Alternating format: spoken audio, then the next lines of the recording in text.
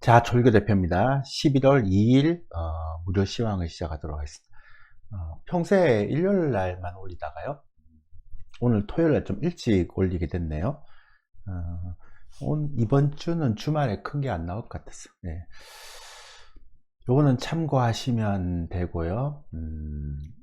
11월 달에 이제 유튜브 프리미엄이 오픈이 되는데 좀 안 서두르려고요. 제가 오픈하면 여러분들 말씀드릴게요. 지금 시장이 뭐 이렇게 썩 좋지 못한데 오픈해봐야 여러분들한테도 도움이 안 될 것 같아서 조금 더 연장을 하도록 하겠습니다.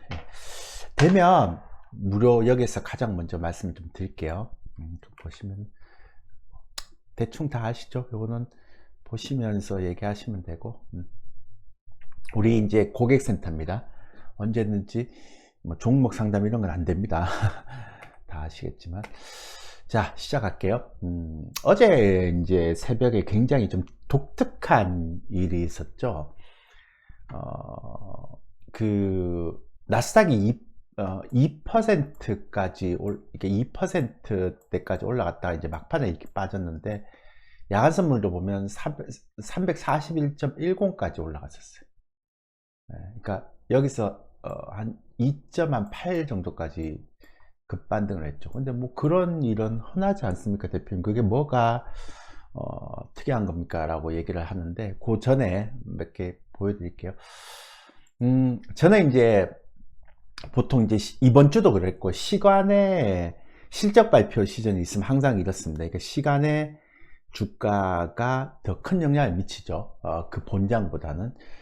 그래서 시간에를 보니까 일단 필라델피아 반도체 지수는 먼저 봐야 되고요. 이거는 왜냐하면 우리나라는 반도체가 시가총액 1위고 또 나스닥은 다르죠. 애플, 엔비디아, 마이크로소프트 2개니까 서로 결이 달라요. 그래서 요건 꼭 봐야 됩니다. 1.1 정도 상승을 했고요.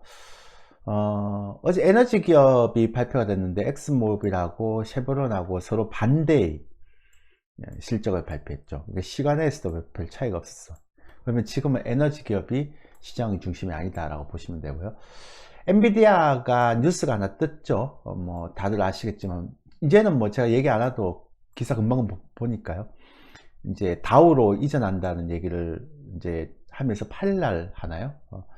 이전한다는 얘기를 하면서 시간에서 2.93 정도 상승했습니다. 엔비디아는 시가총액이 커서 좀 영향을 미치는 거죠, 이거는. 그리고 아마존이 시간에서 6% 갔는데 그냥 본장에서 6% 그냥 간 거고요. 딴 건 별로 없습니다. 자, 그리고 국채 금리인데 요거는 제가 조금만 이따가 말씀드릴게요. 어제 경제지표가 발표가 됐는데 이제 비농업 고용지표 있죠. 정부 거. 이제 요게 있는데 10만 6천 명 정도가 증가할 거라고 예상했는데 12,000명 밖에 증가 안 했습니다. 이전에는 22만 3천 명 증가됐죠. 지난번에 전달은 10만 정도 증가할 거라고 그랬는데 22만 명 증가해서 이거 뭐냐 이랬는데 이번엔 또 12,000은 뚝 떨어졌어요. 그 20분의 1토막이 날라갔어요. 지난번에 비해서. 그래서 이게 뭐냐라고 얘기해서 이제 경기 침체 아니냐라고 얘기가 될 뻔하다가 실업률을 보니까 컨센을 그대로 반영을 하고 있는 거죠. 그 다음에 또 하나 중요한 건 여기는 안 나와 있네요. 여기는 안 나와 있네요. 그 노동 참여율을 봤을 때 그 노동 참여율도 별로 안 꺾이는 거예요. 그러니까 이거는 계절적인 요인, 일시적인 요인이다. 그러니까 뭐냐면 이제 정부에서 발표하기를 허리케인 때문에 이렇게 급격하게 준 것 같다. 이렇게 되죠. 그 다음에 이제 ISM PMI 지수 나오는 거 보면 약간씩 뭐 별 차이가 없습니다. 제조 뭐 그냥 PMI 지수도 뭐 차이가 없고요. 그러다 보니까 원래 이렇게 어닝 쇼크가 나오면 다시 이제 11월 달, 12월 달에 금리를 50bp 올려야 된다라고 막 극성을 하겠죠. 금리 얘기는 그대로 나오겠지만 좀 많이 나오겠지만 그래도 실업률이 이게 변화가 없다 보니까 이제 일단 가장 중요한 건 10년물 국채 금리가 오히려 올라가 버렸어요. 그러니까 금리 인하를 50bp 해야 된다, 뭐 경기 침체가 심각하다, 막 이렇게 시장이 받아들였다면 10년물 국채가 먼저 꺾여야 되는데 안 꺾이죠. 최근에 10년물 보세요. 이렇게 올라갑니다. 3.5 찍고 계속 올라가고 있죠. 그래서 아까도 말씀드렸지만 그거는 일시적인 걸로 해프닝으로 올라갔습니다. 그리고 금 가격도 별 차이가 없고 유가도 별 차이가 없어요. 그래서 어제 나온 거는 그냥 해프닝이구나. 그러니까 그냥 일시적인 어떤 상황이다. 다음은 봐야 된다. 이건 허리케인 때문에 뭐 이런 허리케인 외에 뭐 기타 어떤 형태로 봤을 때는 좀 문제가 없다. 이 얘기를 먼저 드릴게요. 이걸 보고 나서 여러분들이 또 심각하게 생각할까봐. 뭐 다른 데서 다 얘기를 했기 때문에. 근데 저는 이제 이거 왜 이렇게 얘기를 하느냐. 제가 보는 거는 이게 아니라 조금 더 심각한 게 뒤에 있기 때문에 이런 얘기를 드리는 거예요. 자, 물가 지표. 이제 이번 주에 나왔던 그 해외 증시에서 물가 지표를 보면, 지금 개인 소비 지출이라고 PC라고 해서 연준이 이제 가장 많이 보는 물가 지표죠. 그러니까 작년 같으면 물가 지표가 가장 우선순위였죠. 그래서 물가 지표가 나오는 날은 초미의 관심이고 막 전부 다 관심 집중하고 있었는데 없어요. 제가 최근에 한 두세 달 계속 봤는데 없어요. 보시면 PC도 없고요. 인플레이션 소비 지출도 계속 떨어지고 있고요. 근원은 아직 좀 안 떨어지고 있는데 전체 PC는 계속 떨어지고 있고요. 어제 제가 그 고용지표가 좀 충격적으로 나왔지만 그건 일시적인 거라고 얘기했고요. 어제 시간당 임금을 봤거든요. 비농을. 이게 이제 같이 발표했는 건데 이것도 살짝 올라갔어요. 그러니까 0.5에서 0.2 사이에 그냥 박스권. 자, 이건 뭔 얘기를 하는가 하면 앞으로 여러분들은 뭐 중동 사태 일어나서 뭐 유가가 올라가고 떨어지고 하는데 또 이스라엘이나 이란이 서로 미사일을 주고 받아도 유가가 80% 안 가잖아요. 그죠? 그런데 경기에 대한 부분들은 아직 막 심각한 침체는 아니니까. 그러면 제가 뭔 얘기인가 하면 앞으로 여러분들은 물가 지표는 보지 마세요. 이건 전혀 시장의 핵심이 아니니까 그냥. 그러니까 시장의 핵심이 아닌, 공부를 좀 옛날부터 잘하는 사람들 보면 시장의 핵심이 아닌 섹터는 일단 빼놓죠. 그게 다시 핵심으로 올라오기 전까지는 보지 마십시오. 그건 이제 경기 지표인데 이게 이제 중요하잖아요. 근데 그럼 경기 지표를 한번 볼게요. 제가 이제 경기 지표를. 근데 어제 그 전에 이제 수요일 날 발표된 게 보면 GDP가 발표됐는데 예상이 2.9인데 2.8에 살짝 줄어들었어요. 그러니까 크게 줄어들지 않았죠. 그 다음에 중국은 이제 다음 주에 194조 원 경기 부양책 계속 이제 승인하고 이제 경기를 살리려고 하고 있죠. 그 다음에 ADP 민간 고용, 그러니까 어제 정보 고용 나오기 전까지는 민간 고용 이렇게 올라갔어요. 급속하게. 그리고 이제 정보 고용이 나왔는데 이거는 날씨 탓, 허리케인 탓 이렇게 되니까.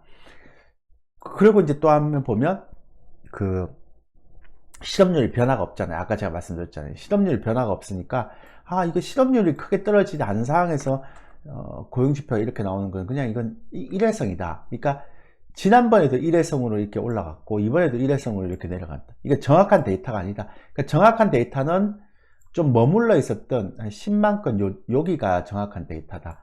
그러니까 한 8만에서 한 10, 한 4만 요 사이가 정확한 데이터지 이런 건 무시해야 된다 이렇게 했죠. 그래도 예전에 비해서는 일자리가 많이 떨어져 있긴 하죠. 그래서 이제 이것도 실업률도 그렇고요.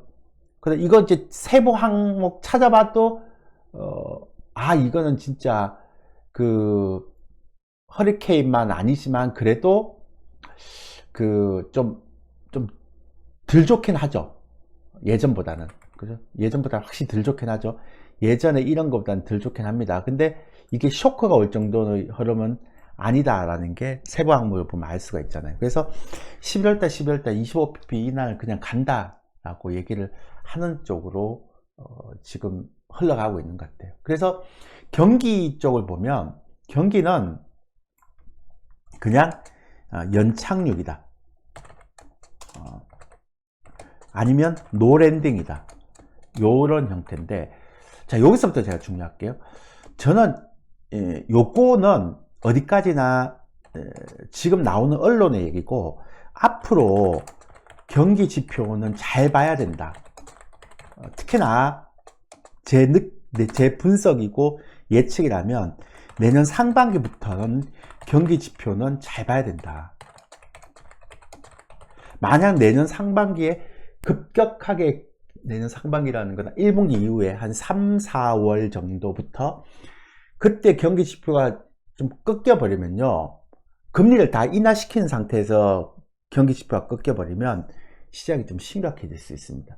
그래서 올해까지는 괜찮은데, 내년 1, 2월까지는 괜찮은데, 뭐 대선 끝나고 나서 바로 죽이게 하겠습니까, 미국의 대통령들이. 그래서 경기 지표는 내년 상반기, 그러니까 특히나 이제 2분기부터 좀 잘 봐야 된다, 그렇게 말씀을 좀 드릴게요. 그리고 물가 지표는 앞으로 보지 마시고, 자, 세 번째 됐죠? 그러면 세 번째 이제 기업, 요것도 보면 ISM 제조업 업황인데 작년 7월 이후 최저치인데 이것도 확 떨어지진 않잖아요. S&P 제조업도 위축은 지속되고 지금 확 떨어지진 않잖아요. 그러니까 고용지표가 어제 어닝 충격으로 나왔다고 해서 다른 지표들이 이렇게 괜찮은데 경기에 대한 경착륙이라고 얘기하는 건 좀 오바다, 이런 게 이제 시장에서의 어떤 흐름인데요. 그래서 25pp 확실하다, 이렇게 얘기하는 거고, 기업 실적으로 가면 되게 재밌는 게 있는데요. 올해 이제 지난주도 그렇고, 지난주부터 시작해서 한번 보세요, 여러분들. 기업 실적을 발표했는데 시간에서 이제 주가가 반응하는 게 있잖아요. 테슬라 그랬고, 아마존이 그랬고, 구글이 그랬고, AMD가 그랬고, 뭐. 그런데 좀 예전하고 달라져 있지 않나요?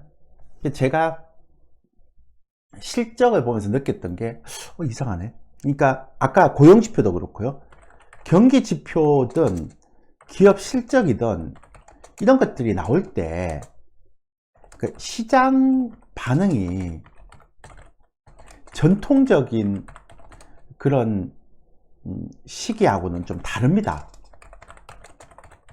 그러니까 테슬라가 실적 발표하고 IR 했을 때 그렇게 급등할 거라고는 저는 아직도 이게 이해가 안 되거든요. 그리고 마이크로소프트의 그 클라우드하고 아마존의 클라우드하고 차이도 없는데, 제가 볼 때는 뭐 제가 다 잘하는 건 아니지만, 그런데 이렇게 아마존에 대해서는 극찬을 하고 있고요. 네. 근데 마이크로소프트에 대해서는 그렇게 급락을 하고 있고 막 그래요. 그러니까 제가 지금 이번 주에 실적을 보면서 느꼈던 거를 그대로 말씀드리면, 시장의 전통적인 시기하고는 너무 달라요. 아까 이제 고용지표도 굉장히 충격적으로 나왔는데도 불구하고 그냥 일회성이다. 그럴 수밖에 없는 게, 지난달에는 10만 건 예상인데 22만 건 나오고, 이번 달에는 10만 건 컨센서스에 18,000건 나왔으니까 이게 말이 안 되잖아요. 그러니까 전통적인 형태의 그런 안정적이고 이런 형태들하고는 차이가 너무 많은 거죠. 그러니까 이 라인이 정상적이라면 이렇게 컨센을 2배를 냈다가 또 컨센이 또 10분의 1로 떨어지고 막, 그걸 가지고 또 실업률 안 떨어졌다고 해서 이게 또 일회성이다, 이렇게 얘기하고, 막 실적도 보면 전통적으로 이 정도면 시간에서 이만큼 올라가야 된다는 걸 다 깨버렸어요. 근데 더 중요한 거 한번 보세요. 재밌는 거, 이게 마이크로소프트인데요, 그날 실적 발표하고 시간에서 급락하면서 이렇게 급락했어요. 저는 마이크로소프트의 실적 발표와, 아직도 얘기하지만 아마존이나 구글의 실적 발표 차이가 뭔지를 모르겠어요.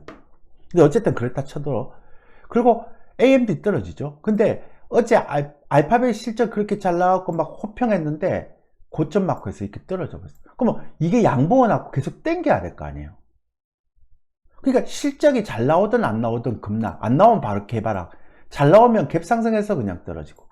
어제 아마존 나왔는데요, 어제 일봉상 양봉을 하나 설정을 못했습니다. 또 음봉 맞았어요. 테슬라 그 실적 좋은데 그나마 좀 견디는데 보세요. 그냥 가는 게 아니고 이렇게 계속 떨어져요. 엔비디아 보세요. 그나마 잘 견디고 있다는 쪽도 이렇습니다. 그러니까 이걸 보면서 여러분들 어떤 생각을 하고 계신가요? 지금 보면 저는 어떤 생각하는가 하면 실적이 좋든 나쁘든 가이던스가 좋든 나쁘든 좋은 종목은 갭 상승해서 조금씩 떨어지고 있고 나쁜 종목은 개발하게서 그냥 내려가 버리고. 자, 다시 한번 보여드릴게요. 어때 보이세요? 전체적으로 시장이 종목들이 굉장히 약하게 반응하고 있지 않나요?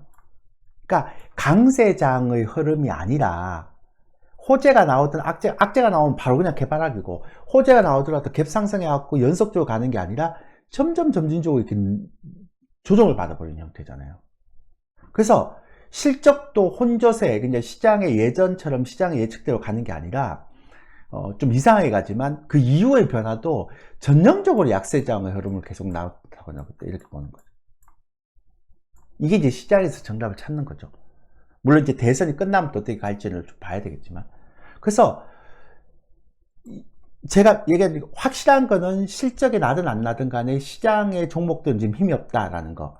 그리고 실적의 전통적인 형태의 종목들이 반응을 하지 않는다. 그래서 이걸 정리하면 기업 실적은 그냥 혼조다. 그러니까 분석이 안 된다. 근데 확실히 약하다. 그러니까 약세장의 종목의 흐름이다라고 볼 수 있는 거죠. 자, 그 다음 기타 변수를 볼게요.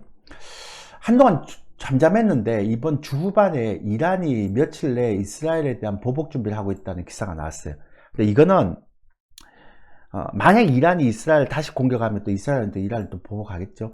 근데 핵시설하고 에너지 시설만 공략하지 않으면 괜찮다라는 것들을 지난번에 한번 봤죠. 월요일날 시장을 통해서 확인했습니다. 근데 지금처럼 이런 형태에서는 어떤 돌발 상황이 생길지 모르기 때문에 이런 거는 그냥 복병의 변수로 올려놓는 게 맞죠. 그죠? 그리고 이제 미국 대선이 가장 이제 중요한 건데, 미국 대선에서 조금 이게 좀 특이한 케이스가 하나 나타났습니다. 그게 뭐냐면, 예전에는 해리스가 이기냐 트럼프가 이기냐 이 게임이었어요. 그죠? 그래서 요게 이제 시장에서 어떤 영향을 끼치느냐 안 끼치느냐 이 게임인데, 사전 투표를 한 사람들이 여론조사를 통해서 해리스가 좀 많이 우세하다라는 결과가 나오고 나서부터는 지금 완전히 박빙으로 전환이 됐죠. 그래서 일각에서는 이런 얘기를 하고 있습니다. 아마 최종 결과 나올 때까지는 한 일주일 정도 걸릴 것 같다, 이렇게 얘기하다 보니까 이 일주일 동안에 또 불확실성이 작용하고 있는 거잖아요. 그죠? 그러니까 이게 좀 예전하고는 좀 다르게 트렌드가 흘러가고 있어요. 그러다가 너무 박빙이니까 결과가 일주일 정도 걸릴 것 같다는 얘기 나오면서 또 어떤 얘기가 나오는가 하면 대선 불복의 가능성, 이것도 이제 막 올라가 나오고 있어요. 그러니까 예전에는 시장에서 해리스가 이기냐 트럼프가 이기냐의 그런 어떤 흐름을 갖다면, 이제는 최종 결과가 일주일 정도 걸릴 것 같고 박빙이니까 그동안은 또 불확실성이 있고, 결과가 나온다 하더라도 대선 불복을 했을 때 굉장히 상황이 복잡해진다라는 쪽으로, 그럴 때 이제 시장의 반응을 어떻게 하느냐 쪽으로 바뀌어버린 거예요. 우리나라는 금투세의 문제가 물론 있겠지만, 그러니까 기타 형태에서 중동에 대한 이슈나 미국의 대선에 대한 이슈도 이전의 그런 이슈랑 약간 결이 다르게 변해버렸죠. 그래서 기타 변수는 조금 더 지켜봐야 될 것 같아요. 그 얘기는 계속 불확실성의 어떤 요소로 작용하고 있기 때문에 시장에 정체라는, 지금처럼 시장이 방향성을 틀지 못하는 그런 영향을 계속 좀 더 줄 수 있겠다라고 보는 거죠. 이해되셨죠? 예. 그러고 나서부터 이제 또 중요한 게 있죠. 뭐냐면, 이제 이런 거는 경기 지표는 중요하지 않고, 이제 대선은 걸린다 그랬잖아요. 금요일 넘었을 것 같아요, 제가 볼 때는. 그리고 이제 그 중간에 페드의 FOMC 금리 결정이 있습니다. 기자회견. 요때 아마 어제 이제 나왔던 고용지표 12,000건 요게 이제 아마 얘기가 될 것 같아요. 이제 끝나고 나서 미셸 보먼 페드 이사가 또 얘기도 하고요. 그 다음 이날 이제 파월 의장이 또 얘기를 하죠. 금리는 25pp라고 뭐 거의 기정사실 된 것 같고요. 근데 이제 그 다음에 요거를 좀 뉘앙스를 어떻게 가져나가느냐에 따라서 되게 특이하겠죠. 특히나 이제 대선 결과를 앞두고 이제 파월이 하는 이제 그 5일날 대선을 하게 되면 적어도 한 금요일 넘어야 최종 결과가 나오니까 박빙이니까. 그러니까 파월이 페드 의장으로서 잘하면 마지막일 수도 있는 거죠. 12월 때 한 번 더 한다 하더라도 트럼프 되면 파월 바꿔버린다 그러잖아요. 그래서 파월 의장이 어떤 형태로 기자회견을 하는지에 대한 부분들을 이제 잘하면 되게 중요한 어떤 흐름으로 될 수도 있는 거죠. 그래서 이제 결론은 미국 시장을 보면 이제 혼조고 그 다음에 기타 변수 혼조고 경기지표 혼조고 물가지표는 볼 필요 없고 그러다 보니까 이제는 좀 불확실성의 기간이 조금 더 오래 갈 것 같다. 이렇게 생각합니다. 그리고 전반적으로는 좀 약세의 흐름이 진행되고 있다. 이렇게 정의를 하면 되죠. 그죠? 그러니까 이게 이제 우리 시장에도 영향을 미칠지 안 미칠지 모르겠지만 지금까지 계속 영향을 미치고 있죠. 우리 시장은 다 안 좋죠. 그래서 이제 그렇게 보시면 되고요. 자, 국내 시장을 한번 돌아가 볼게요. 선물이 지난번에 한 누적, 그러니까 롤오버까지 포함해서 한 26,000계약, 7,000계약이었는데 이제 17,000계약으로 더 사라졌습니다. 그러니까 선물 차트가 계속 박스권 고점 찍고 계속 떨어지고 있죠, 이렇게. 자, 근데 지금부터 좀 중요한 얘기를 좀 드릴게요. 제가 코스피 월별 수급을 이렇게 쭉 얘기를 드렸는데 정확하게 7월 말부터 외국인들이 이제 팔기 시작했어요. 요때 한 3조 정도까지 했다가 7월 중순 이후에 팔면서 1조 6,900억을 팔았고 8월 달에 2,800억 팔았고 9월 달에 8조를 팔았고 10월 달에 4조 7천억을 팔았습니다. 아직 11월 달은 안 나왔는데요. 나중에 이제 보면서 말씀드릴게요. 그리고 제가 여러분한테 지금까지 이제 얘기를 했던 게 뭐냐면 요게 2분기부터 시작해서 외국인들이 3분기에 외국인들이 팔았죠. 그리고 이제 그 4분기도 팔고 있는데 요게 7월부터 시작해서 8월부터 그냥 볼게요. 8월부터 거의 3조, 8조, 그러면 이게 11조, 한 6조 정도 팔았잖아요. 외국인들이. 3달 동안에. 한 4달 동안 칩시다. 그래갖고, 그걸 어느 걸 팔았는지를 보니까요. 16조 정도 되죠. 그러니까, 삼성전자 하이닉스하고 삼성전자 우선주 3개 합쳐서 거의 16조가 팔렸어요. 그러니까, 거의 이쪽에 세 종목이 거의 다 팔렸다고 보면 돼요. 기아차가 1조 정도 가깝게 팔았는데요. LG화학 팔고 네이버 팔았는데 나머지는 다 잔잔바리 정도고요. 그리고 이제 얘들만 팔았겠습니까? 기관도 팔았겠죠. 근데 개인들이 삼성전자 16조를 샀어요. 그러니까 외국인과 기관이 파는 것도 그냥 다 잡아냈죠. 하이닉스도 그렇고. 그 다음에 코스닥 레버리지 1조를 샀어요. 그 시장에 갈 수가 있나요? 레버리지인데. 그 다음에 삼성전자 우선주를 8천원 샀어요. 기아차 7천원, 현대차 기아차 그룹. 그 다음에 코스닥 레버리지를 6천억 샀어요. 말이 안 되잖아요.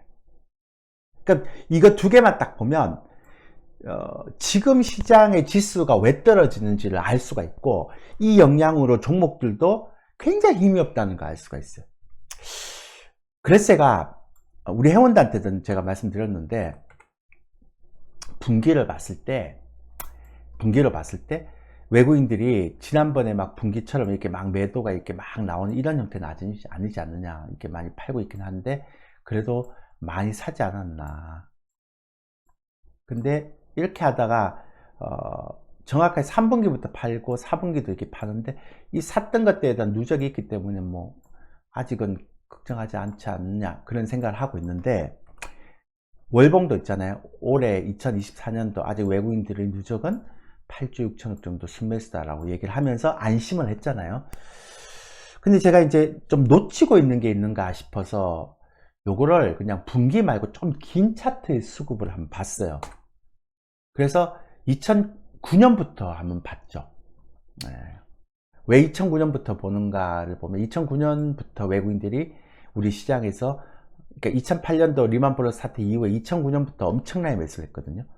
그래서 2009년도부터 외국인들이 샀던 형태를 쭉 봤는데, 아직은 외국인들이 31조 누적을 갖고 있는데 기관이 86조를 팔았죠. 그리고 개인들이 55조를 갖고 있어요.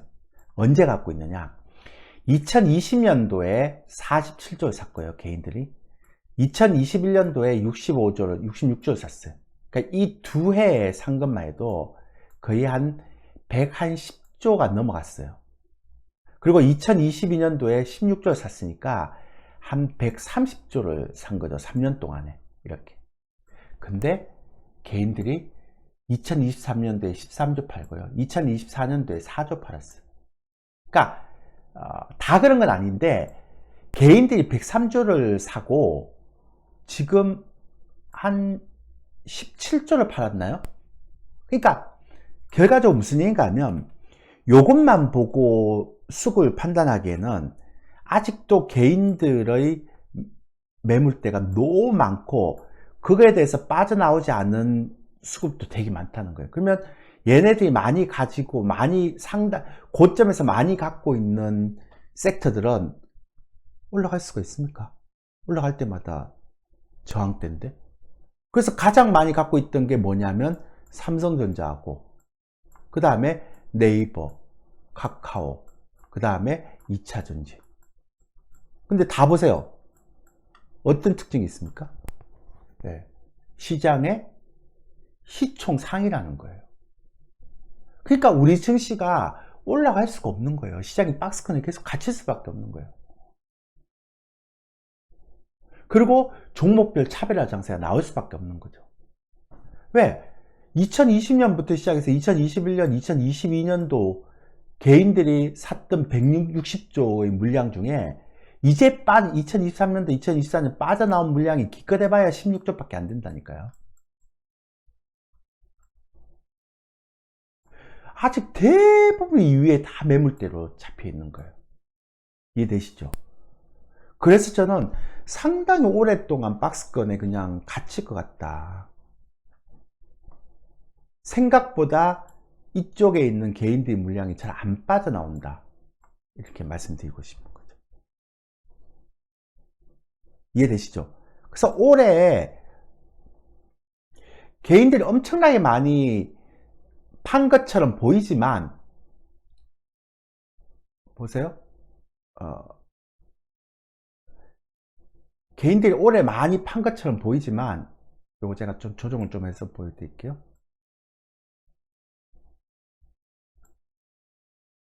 조금 제가 조정해서.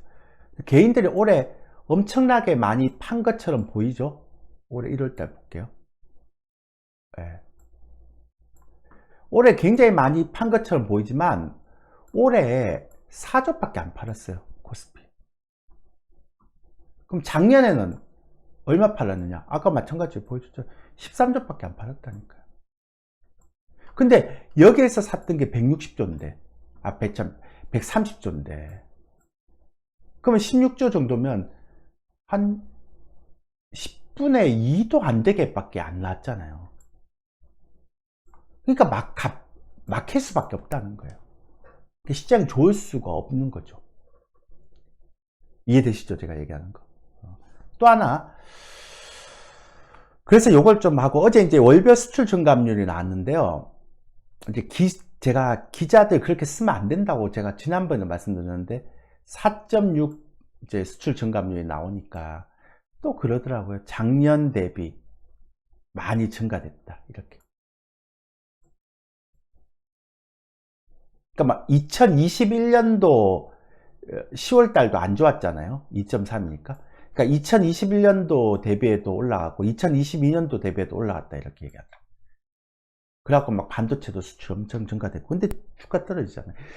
그래서 제가 그러니까 뭐 어쨌든 뭐 그 기자들은 그렇게 쓰는 거고 뭐 우리는 주식을 하는 사람이니까 좀 세련되게 갑시다. 그러니까 일반적인 형태처럼 그렇게 하면 안 되고. 그러니까 뭐냐면 저는 이 월별 수출 증감률도 이렇게 추세를 봐야 된다고 생각하거든요.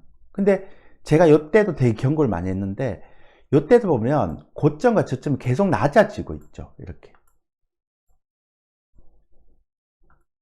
이러다 급락을 해버렸거든요. 근데 다행스러운 거는 하고 그런데 이게 막혀있다는 게 뭐냐면 고점은 계속 낮아져요. 근데 다행히 저점을 찍었던 3.1 박스권 저점 이거보다는 좀 덜 낮아져요. 아직까지 안 깼어요. 요때는 될 깨잖아요. 저점이 이렇게 그다가 급락을 해봤거든요. 그러니까 저점이 안 깨질 뿐이지 고점은 계속 낮아지고 있는 거잖아요. 그래서 수출 증감률을 보더라도 철저하게 고점은 낮아지고 저점만 잡아주고 있기 때문에 지금의 주가 차트랑 거의 똑같다는 거예요. 정체 이해되시죠? 그래서 저는 이걸 보면서 어떤 생각을 했는가 하면 우리 회원들한테도 이제 말씀드렸지만 제가 계속 얘기하는 절대로 여러분들 보유 종목 수를 늘리면 안 된다. 이거는 진짜 필패다. 그러니까 이제 막 코스닥 개별주들 막 30종목 40종목 사는 사람들 다 작살났죠 지금. 두 번째는 지금처럼 안 보이는 구간에는 절대 공격적으로 매매를 하면 안 된다. 단타 매매 절대 안, 지금 단타하는 사람들 돈 다 깨지고 있죠. 공격적인 매매 샀다 팔, 왜냐하면 내가 손실이 많이 났어. 빨리 복구하고 싶은 심리가 들잖아요. 그러니까 안 될 때는 최대한 움츠리고 쉬고 있어야 돼요. 그리고 내가 가진 종목들이 앞으로 갈 수 있는지 안 갈 수 있는지 그것만 따져봐야 돼요. 그러니까 지금은 절대로 보수적으로 하는 게 아니라 최대한 저점에서 매수하려고 노력하고 그 다음에 최대한 종목 수를 압축하고 그 다음에 외국인들의 수급이 되는 종목들만 보유하고 그 다음 가능한 한 좀 좋은 종목들만 보유. 왜냐하면 지금 시장이 많이 떨어져 갖고 우량주들이 되게 싸졌단 말이에요. 그러니까 굳이 메이저들도 개별주들을 손댈 필요가 없어요. 코스닥 개별주들을. 그렇잖아요. 우량주도 싼 게 많은데 전부 다 PBR이나 퍼가 다 낮아졌는데 굳이 왜 개별주를 사겠어요. 그죠? 그렇지 않나요? 그러니까 이런 식으로 하면서 지금은 철저하게 시장을 좀 신중하게 관찰하면서 향후에 이제 불확실성이 좀 이제 좀 제거되는 거는 여러분들이 판단해서 되는 게 아니고 시장에서 반응이 나타나요. 예전보다는 확실히 시장의 움직임이 조금 더 좋네? 이런 느낌. 그런 시점까지는 좀 기다려야 됩니다. 좋은 주식 있으면 싸게 오면 그냥 사놓고. 제가 이 얘기를 정말 많이 하거든요. 그래서 오늘 제가 뭐라고 그러니까 썸네일을 이렇게 잡았는가 하면 보세요. 이게 되게 재밌게 제가 썸네일을 잡았는데 기업 실적하고 경기 지표하고 따로 논단 말이에요. 종목하고 시장은. 그 다음에 한 번도 경험해보지 못했던 대혼돈의 증시여론. 그러니까 전문가들도 그런 얘기 하자면 저도 한 30년 넘게 방송을 했는데 주식시장에서 직접 방송하고 막 그랬는데 가히 혼돈이라고 할 만큼 규칙성이 없어요. 그리고 예상치 못한 결과가 나올 수도 있는, 그러니까 규칙성이 있으면 예측이 가능하죠. 올라간다, 떨어진다, 이런 거. 근데 지금은 규칙성도 없고 혼란이 아니고 혼돈, 헷갈리는 그런 정시흐름이기 때문에 데이터를 분석했을 때 그 데이터가 맞지 않은 경우가 굉장히 많기 때문에 위로 올라가 볼지 아니면 밑으로 떨어질지를 잘 몰라요. 이럴 때는 굳이 여러분들이 결과를 내려고 하지 말고 좀 기다려 주는 게 맞아요. 이해됐어요? 그래서 지금 같은 경우는 그냥 좀 신중하게 시장을 관찰하면서 향후 불확실성이 대거되는 시점까지는 좀 기다려야 된다. 이게 맞아요. 근데 내가 손해를 복구하기 위해서 공격적으로 들어간다? 가장 아마추어죠. 왜? 장이 안 좋은데 그게 손실이 복구가 되나요? 안 되지. 그래서 제가 여러분한테 말씀드리고 싶은 건 이런 거를 계속적으로 견제하면서 시장을 좀 봤으면 좋겠다라는 게 제 생각입니다. 오늘 조금 더 제가 많이 했는데요. 어쨌든 제가 나중에 주식 프리미엄, 주식 VIP 멤버십 오픈되면 다시 말씀드리겠지만 지금은 좀 쉽시다. 저희 회원님들도 그 주식 거의 안 사고 있어요. 기존에 갖고 있는 것만 갖고 있어요. 왜냐면 기존에 갖고 있는 종목들이 비중이 큰 종목들이 다 센 종목들이기 때문에 다 수익이에요 지금. 비중이 많은 종목들 실어놓은 거는. 근데 그러니까 대단하게 저희가 선방을 정말 잘했죠. 그리고 올해 8월 달까지 다시 일단 수익 실현을 해놨어요. 올라간 종목들을. 그러니까 저희가 한 26% 정도 전체 투자 금액 대비 26%를 지금 올해 지금 일단 이익 실현하고 가는 거예요.